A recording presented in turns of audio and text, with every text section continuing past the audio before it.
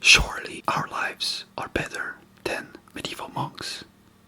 Or are they, though? Welcome to today's video and welcome to the History and Chill channel. I have gathered 10 reasons why a medieval monk might have been happier than we are in today's society.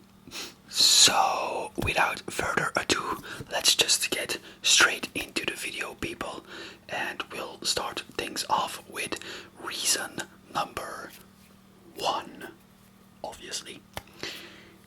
Simplicity over abundance. Medieval monks, they owned very little. They owned a rope, they owned a book, they owned basic tools. And this voluntary poverty reduced decision fatigue and, most importantly, desire. Today's social media generation, it drowns its consumers in goods and constant digital stimuli.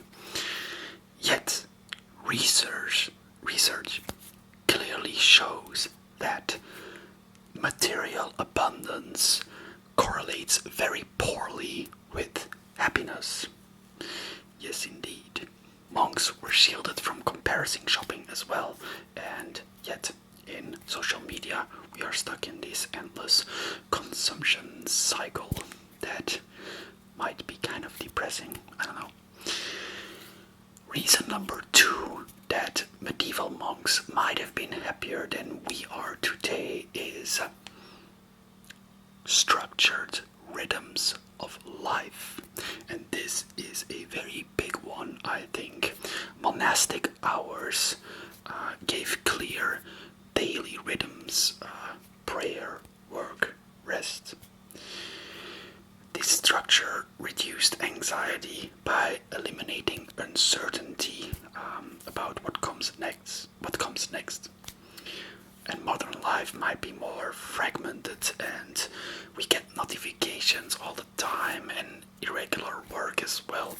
Doom scrolling, that's a big one, that's a big no-no. And those kind of things, they just fuel our stress systems. Routine is linked to well-being in modern psychology, as a matter of fact. Reason number 3, also a very big one, is genuine community. Monks, they lived in close-knit communities, built on shared values. Important. Brotherhood was a central part of the Benedictine rule. Loneliness among younger people is rising sharply in digital societies. That's also scientifically proven. And we live in today's society. I bet we all relate to statements that say that loneliness is rising. The monastic life actually provided embodied solidarity, So, moving on to reason number 4, why medieval monks might have been happier than us, is silence and contemplation. Silence was not absence, but presence for monks. Monks used it for prayer and meditation, of course. In our age, silence is scarce. Continuous input from phones, as I mentioned before, disrupts our deep thought, which is actually one of the reasons why I started using my phone way less 2 months ago. Research links mindfulness and contemplative silence with higher well-being as well. And monks, they had what many moderns now seek in mindfulness apps. Reason number 5 why medieval monks might have been happier than we think is meaning beyond the self. So, what does that mean? Monks, they lived for something higher. They lived for God, for preservation of knowledge, for charity. And, Modern social media often revolves around self-display and external validation. You know, you get likes, you get the followers and stuff like that. But actually, you're just like, please like me, oh please follow me. Viktor Frankl, I mentioned him before on my channel. He argued that meaning, not pleasure, sustains happiness. And monks embodied this principle. So, likes and followers, they give us dopamine, they give us pleasure, but having a meaningful existence, and a medieval monk would have found a lot of meaning in his existence, actually creates more happiness and purpose. So yeah, reason number 6 why a medieval monk might have been happier than we think is freedom from comparison. I mentioned it before, but now let me explain it further. In the cloister, everyone wore the same robe, ate the same food, and followed the same schedule. No competition for status symbols or anything. Envy was kind of curbed.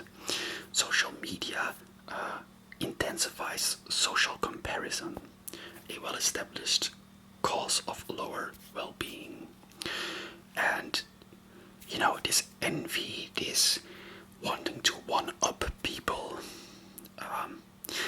honestly, for me, I never kind of understood that. But I mean, like, I'm a human being, I live in a society, I have met people who are like that, who always want to be better than somebody else. I don't know why, but, you know, to me it just seems like it's such a futile undertaking, you know.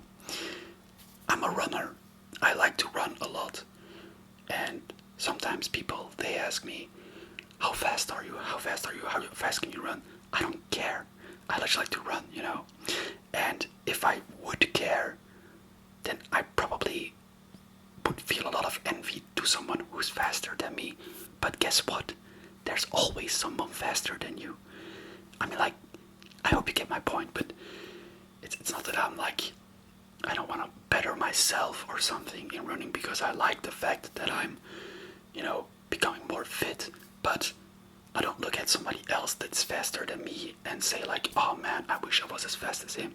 So, you know, I'm drifting off the point, but you get what I mean, you know. Medieval monks, they just were one community. They did not compare themselves to other people. They compared them with other brothers, and guess what? They were practically the same. So that's why they probably had more peace of mind. Moving on to reason number 7. Why medieval monks might have been happier than today's social media generation is physical work, and most of all, nature. Nature.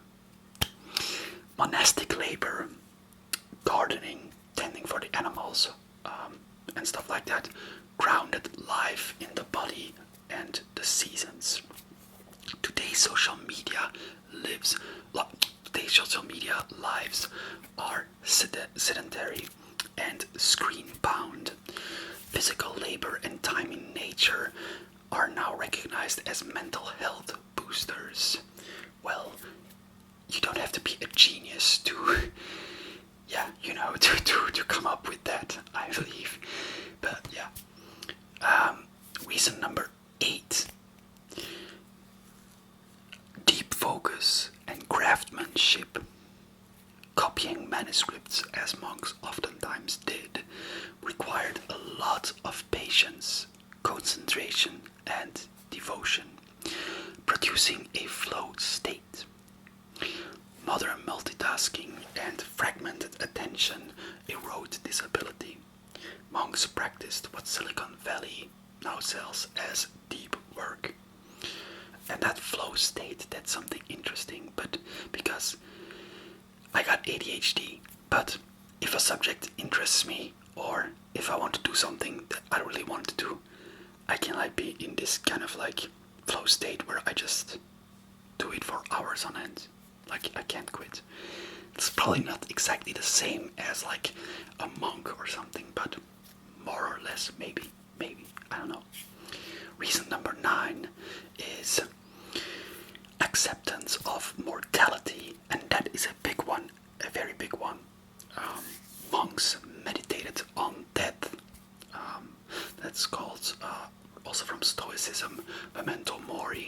and this paradoxically reduced fear and increased gratitude. Gratitude.